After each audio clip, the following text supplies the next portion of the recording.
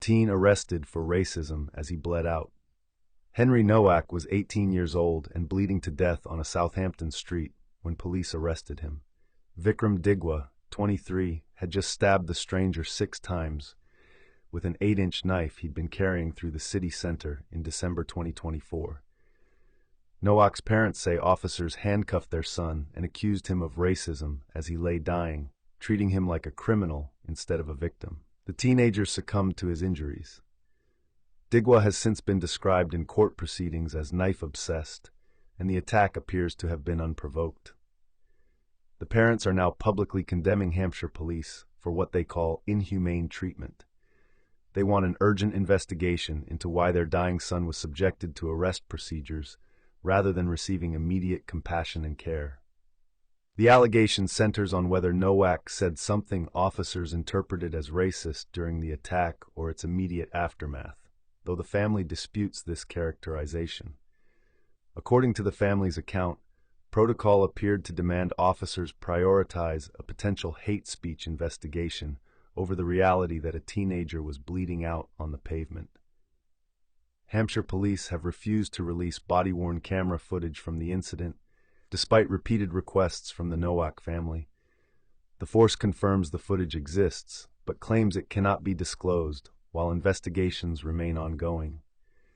This stance has intensified the family's suspicions that the video would vindicate their account of how officers treated their dying son.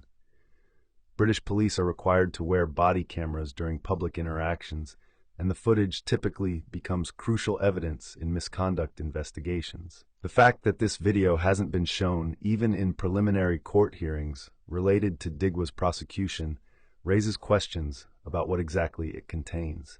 The family's legal team argues that if the footage supported the police version of events, it would have been released immediately. This case raises serious questions about how accusations of racism intersect with police accountability procedures. UK police forces face the complex challenge of balancing hate crime enforcement with immediate victim care. When officers make controversial judgment calls, like arresting a stabbing victim, the question becomes whether existing protocols provide adequate guidance for life-threatening situations. Southampton, like many British cities, has seen knife crime statistics climb steadily, and this case highlights systemic questions about how police respond to violent incidents. The Crown Prosecution Service, CPS, will face questions about whether Digwa's background, including his fixation on knives, was known to authorities before the attack. British courts have previously dealt with cases where individuals with documented dangerous obsessions slip through monitoring systems. The Novak family's lawyer has indicated they're prepared to pursue both criminal justice reforms and civil action against the police force. The body camera footage will likely become the centerpiece of any legal action, assuming it can be compelled through disclosure orders. But the damage extends far beyond one family's trauma. Cases like this create significant challenges for community relations across Britain. When controversial policing decisions emerge in violent crime cases, it can breed resentment across multiple communities. Different groups interpret these incidents through different lenses, which can increase division rather than build trust. Integration efforts become more difficult when institutions face questions about their priorities and procedures.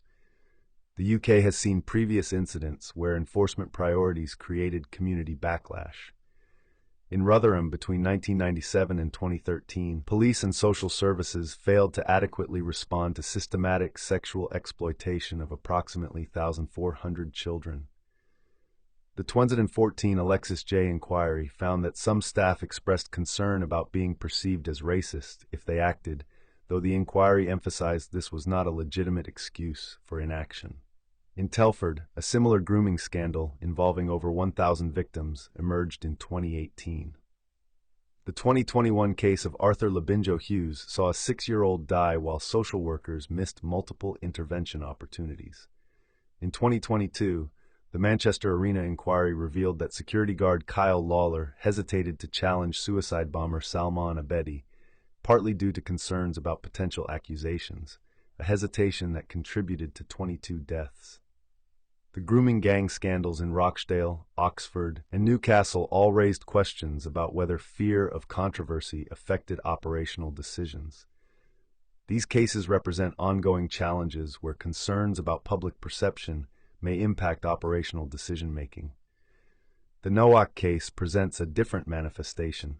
Questions about whether speech monitoring protocols may have affected the response to a life-threatening emergency. Right-wing activist groups have historically used similar incidents in their recruitment messaging, pointing to controversial policing decisions as evidence of systemic problems. Groups like the British National Party, BNP, and English Defence League, EDL, have previously exploited enforcement controversies. Contemporary activist groups are likely monitoring this case for similar purposes. Meanwhile, legitimate anti-racism work faces challenges when controversial cases emerge. Community leaders who work on building bridges between ethnic groups face difficult conversations when they're asked about cases where anti-racism procedures intersect with other concerns. The question becomes how to maintain credibility on racism as a serious issue while also acknowledging legitimate questions about operational priorities. Integration programs in schools, interfaith dialogues, and neighborhood diversity initiatives can face increased skepticism when high-profile cases raise questions about institutional priorities. British Muslim communities often face increased suspicion and hostility after controversial cases emerge, regardless of whether perpetrators represent their communities. White working-class communities may feel their concerns are dismissed. Police face legitimacy challenges across multiple demographics. When community tensions escalate after controversial cases, with vandalism or threats targeting various groups, these incidents reflect how institutional decisions can affect broader community relations. Each incident can reinforce existing divisions and make integration work more difficult. But this tragedy shouldn't divide communities further. The actions of Vikram Digwa don't represent any community. They represent one dangerous individual. The questions about police response aren't about choosing sides between groups. They're about ensuring every family receives appropriate care when tragedy strikes. Britain's strength has always been its ability to have difficult conversations while maintaining social cohesion. Communities across Southampton and beyond have more in common than what separates them. Parents of every background want their children safe on city streets. Neighbors of every ethnicity want police who respond to emergencies with competence and compassion. The bridge-building work continues in schools where children of different backgrounds learn together, in community centers where interfaith groups meet, in workplaces where diverse teams collaborate. These everyday connections matter far more than isolated incidents, however tragic. When controversy emerges, it's precisely the moment to double down on human connection rather than retreat into suspicion. The Novak family deserves justice, and that pursuit of justice can coexist with the broader work of community cohesion. We're all navigating the same complex society, trying to balance legitimate concerns about safety, fairness, and dignity. That shared struggle, not our differences, defines the moment. The bad acts of individuals, whether Digwa's violence or questionable police decisions, shouldn't poison the relationships between ordinary people who share neighborhoods, schools, and public spaces. Britain has weathered worse divisions and emerged stronger through commitment to common humanity.